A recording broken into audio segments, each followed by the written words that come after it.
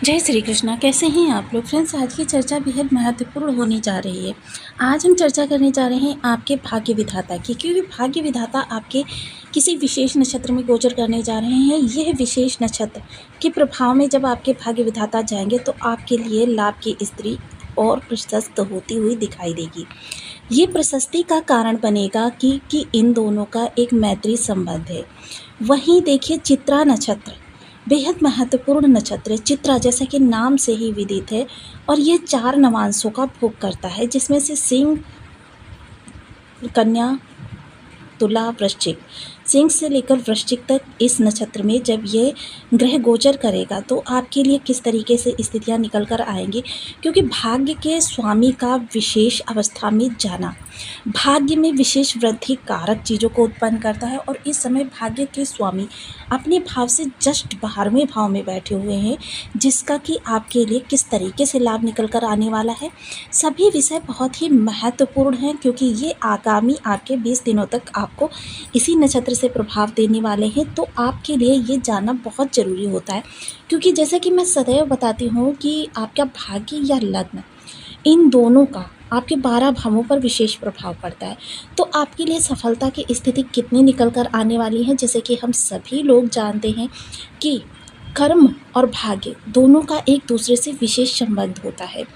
विशेष संबंध क्योंकि देखिए, 50% हम अपना कार्य तो पूर्ण कर देते हैं, लेकिन जब 1% या 1% भाग्य का साथ मिलता है तो समझ लीजिए कि आपके कार्यों में पूर्णता, यानी कार्य आपके सुचारू रूप से संपन्न होते चले जाते हैं। किंतु जब भाग्य का साथ नहीं मिलता तो कार्यों के प्रारंभ होने में व्यवधान उत्पन्न होता है और कार्य आपके पूर्णता को नहीं प्राप्त होते।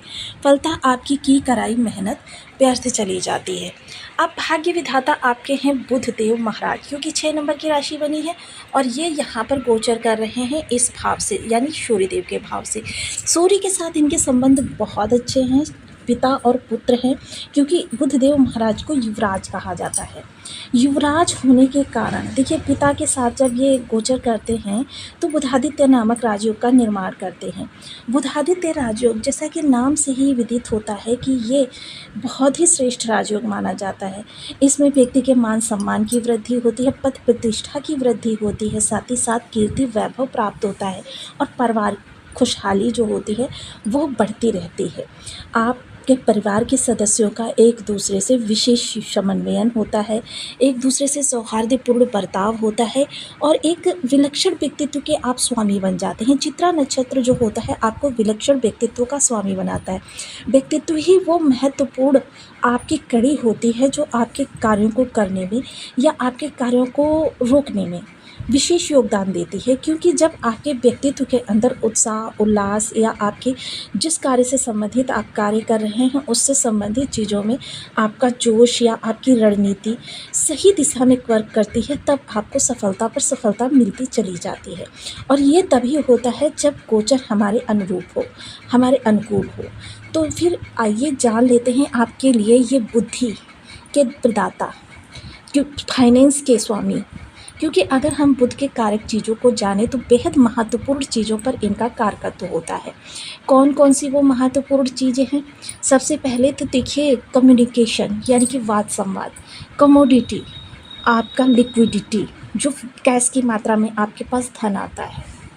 इसके अलावा देखिए, जितना भी हमारा ये धन का डिपार्टमेंट होता है, बैंकिंग हो गया, फाइनेंस हो गया, ये सब कुछ बुध के ही कार्य क्षेत्र में आता है। शिक्षण पद्धति, स्टूडेंट है या फिर विद्यार्थी वर्ग हैं, कोई भी हैं आप, ये सब बुध के ही कार्य क्षेत्र में आता है। इसके अतिरिक्त ग्रीनरी जितनी होती है, बहन, बुआ, बेटी, 13 वर्ष से कम उम्र की कन्याएं, जटिल समस्याएं, ये सारी चीज़ें बुध के ही कार्य क्षेत्र में आती हैं। अब बुध का इस समय पराक्रम के स्वामी मंगल देव के नक्षत्र में जाना आपके लिए किस तरीके से फ़ायदेमंद सिद्ध हो सकता है, तो आइए जान लेते हैं। बने रहिए हमारे साथ इस वीडियो में एंड तक, आपको बहुत कुछ जानने के लिए मिलेगा। वीडियो बहुत ज्ञानवर्धक होने वाला है। यदि आपके लग्न में 10 नंबर बना हुआ है तो ये राशिफल आपके लिए है। यदि कुंडली में कहीं भी चंद्रमा के साथ 10 नंबर बना हुआ है तो ये राशिफल आपके लिए। कुंडली ना होने की स्थिति में आप इसे नाम राशि से भी देख सकते हैं। यदि अभी तक आपने अपने इस चैनल को सब्सक्राइब सब्सक्राइब नहीं किया है तो प्लीज़ सब्सक्राइब कर लीजिए, वीडियो को लाइक कर दीजिए, चैनल को शेयर कर दीजिए। इससे होगा क्या कि हमारे आने वाले हर वीडियो की नोटिफिकेशन मिल सकेगी आपको सबसे पहले। एक प्यारा सा कमेंट करना बिल्कुल ना भूलें, कमेंट से हमें बहुत मोटिवेशन मिलता है, हौसला मिलता है और ये पता चलता है कि आप और क्या जानना चाहते हैं। तो बुधदेव देखिए अष्टम भाव में बैठे हुए हैं। अष्टम भाव से ये सीधे धन भाव को भी देख रहे हैं और विशेष इस समय पर आपकी जो बैठे हुए हैं अचानक धन के भाव में बैठे हुए हैं। केतु के साथ युति हो रही है जिसकी वजह से चीज़ों में अचानक का प्रभाव और ज़्यादा बढ़ जाएगा। लेकिन आज बात हम किसी अन्य चीज़ की ना करके इनके चित्रा नक्षत्र गोचर की करने जा रहे हैं, जो कि आपके लिए बेहद महत्वपूर्ण रहने वाला है। चित्रा नक्षत्र जिसको कि हम जानते हैं कि यह मंगल देव का नक्षत्र है। मंगल देव बेहद महत्वपूर्ण नक्षत्र हैं और इस समय मंगल देव आपके भाग्य भाव में ही बैठे हुए हैं। भाग्य भाव में बैठकर मंगल देव आपके भाग्य की स्थितियों को प्रशस्त कर रहे हैं। जैसे कि हम सभी लोग जानते हैं मंगल देव इस समय अस्थावस्था में है, तो इनका प्रभाव किस तरीके से बुध देव पर पड़ता हुआ देखा जाएगा। तो देखिए सबसे पहले क्योंकि नवांश के माध्यम से ग्रह जो होता है आगे गति करता है, स्वामित्व तो जो रहेगा बल पराक्रम का रहेगा, यानी कि थोड़ा सा आपके अंदर जिद या कह सकते हैं कि कार्यों को करने की लगन बढ़ती हुई दिखाई देगी। कार्यों को पूर्ण उत्साह के साथ करते हुए देखे जा सकेंगे क्योंकि मंगल की निगेटिविटी ख़त्म हो गई है। तो बुध पर जो इनका प्रभाव पड़ेगा काफ़ी सकारात्मक रहेगा। ये सकारात्मकता आपके लिए काफ़ी ज़्यादा, सबसे पहले वाक्पटुता आपके अंदर आने वाली है, वाक सिद्धि रहेगी इस दौरान क्योंकि अष्टम भाव से गोचर कर रहे बुध हमेशा आपको वाक सिद्धि प्रदान करते हैं। क्योंकि वाक सिद्धि यानी कि बातों से किसी को प्रभावित करने की कला, या आप किसी कार्य को करने के लिए जा रहे हैं, अक्षरशः आपकी बातों को सत्यता में बदलते हुए स्वयं देख सकते हैं आप। तो ये सारी चीज़ें इस दौरान होने वाली हैं। इसके अलावा अगर नवांश की हम चर्चा करने लग जाए तो प्रथम नवांश जो होगा वह होगा सिंह का नवांश। सिंह नवांश बेहद महत्वपूर्ण नवांश हो जाता है क्योंकि बुध और सूर्य की मैत्री, जैसे कि हम सभी लोग जानते हैं, बेहद महत्वपूर्ण होती है, एक योग का निर्माण करती है। और देखिए बुध को एक नवजात शिशु की तरीके से माना जाता है।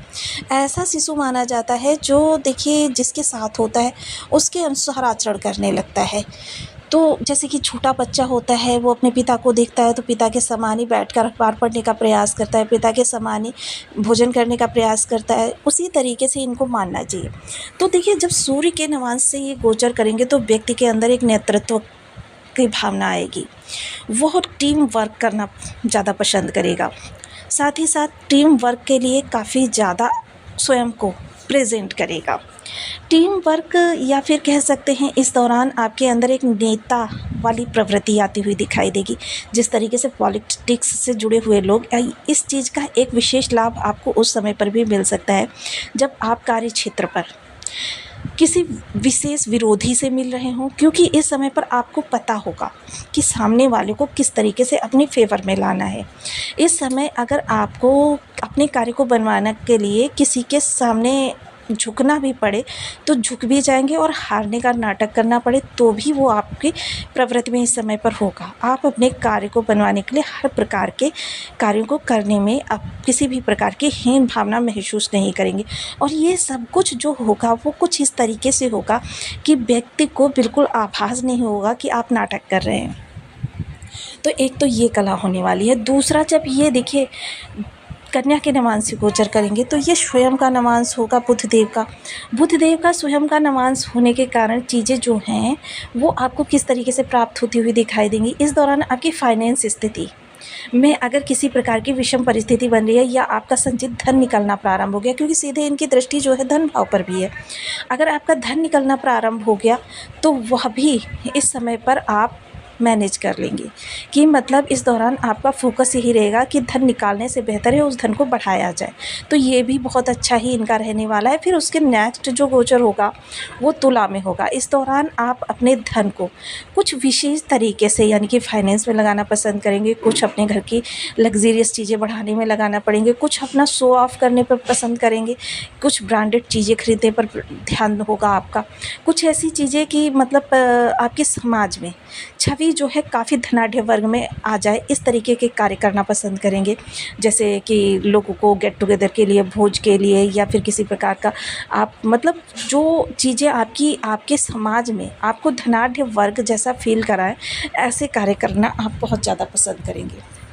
कर्म क्षेत्र या फिर आपके घर में किसी भी प्रकार की अगर फाइनेंशियल दिक्कत आ रही है, तो उसकी पूर्ति इस समय पर आपकी होती रहेगी।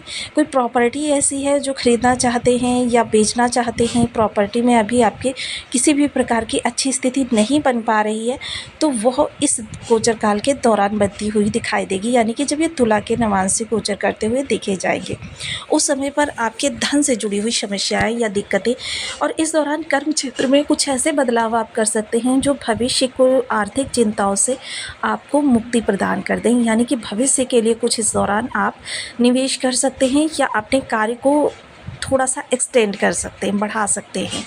तो ये चीज़ें जो होंगी वो बहुत ही अच्छी होंगी। चतुर्थ नवांश जो होगा वो वृश्चिक का होगा, यानी कि स्वयं मंगल देव का। तो ये सारी चीज़ें जो होने वाली हैं, ये बेहद ही महत्वपूर्ण होने वाली हैं। चीज़ें आपको प्राप्त भी होंगी और चीज़ें आपके लिए थोड़े जोश और उत्साह से भरी हुई होंगी। यानी कि इस दौरान आपके पास धन भी आएगा, तो उस धन को आप बहुत ही बेहतर तरीके से मैनेज करेंगे। और इस दौरान आपकी जो कहते हैं ना कि लगन आपकी बहुत ज़्यादा बढ़ी हुई होने वाली है। ऐसे ऐसे कार्यों पर आपकी लगन बढ़ेगी जो कार्य अभी तक आप करने में दुष्कर समझ रहे थे। यानी कि इस दौरान आपके लिए बहुत कुछ अच्छा होता हुआ देखा जाएगा। अब देखिए, इस दौरान जिन लोगों के मन में भी संशय है कि ऐसा उनके साथ नहीं होगा क्योंकि उनके पास चार्ट में मंगल खराब बैठे हुए हैं, मोस्टली हम अगर कहें तो बहुत से लोग ऐसे हैं, यानी कि अगर कहें तो 99% लोग ऐसे हैं जिनके मंगल किसी न किसी तरीके से ख़राब है। ऐसी स्थिति में एक विशेष उपाय इस दौरान आप कर लीजिए, तुरंत आपको प्रभाव देगा और मंगल के आपको बेहद शानदार प्रभाव मिलेंगे। देखिए, सबसे पहले आप जाइए लैब में और अपना ब्लड चेकअप करवाइए। ब्लड चेकअप करवाने के बाद जो वहाँ पर आपकी जांच करते हैं, वो उस स्थान पर थोड़ी सी रुई रख देते हैं। उस रुई को आपको संभाल कर ले आना है।